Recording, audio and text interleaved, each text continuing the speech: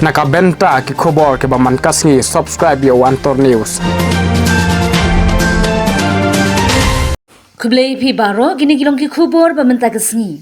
UMLA ke BJP na penthor umkra ba Alexander lalu heng menha ka pratrik unailar umla ban ong bakandon ke jingput haki kamsan perthei halor ke jingkami u vice president but MDC ke BJP na tura u Bernard N Marang bar kamdon ke jing tharais new pensngo u baheng ke jingkren jing u Bernard R Marang ke kerto kelai ke jingkno kinong yalam ke BJP Meghalaya bagadon ke jingput kamsan perthei halor ke jingken rai ke farmhouse bar ke jingkem u Bernard baju khotsin u rimpu hinrei uba elhek ula ong bakam long kumta Hagawai kaliang ubahek ula penrempat iki pulit halor ke jingkno le donbor persya iki nongkit kambat nong kersan juga BJP Harvilum Garu kalong gabamdei ki pulit ban thombor iki nongtrei ke BJP da ka bakhot hajeri ki shiteng miet bat ki hathanat da ki bun genta ula ong ubahek ula kershani ke jingdawa jangga parti badan kambanthong ye ke jingtokit balai lun halor kate ke jingjia hapo ka farmhouse u Bernard harimpu bagan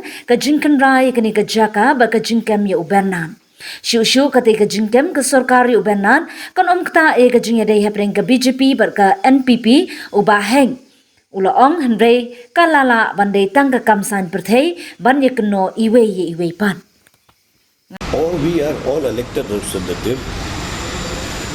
If we think that anybody threat, can we go to become a vindictive to anyone? That is not a question to be vindictive. That become a question of to be threat. Why threat? Tell me.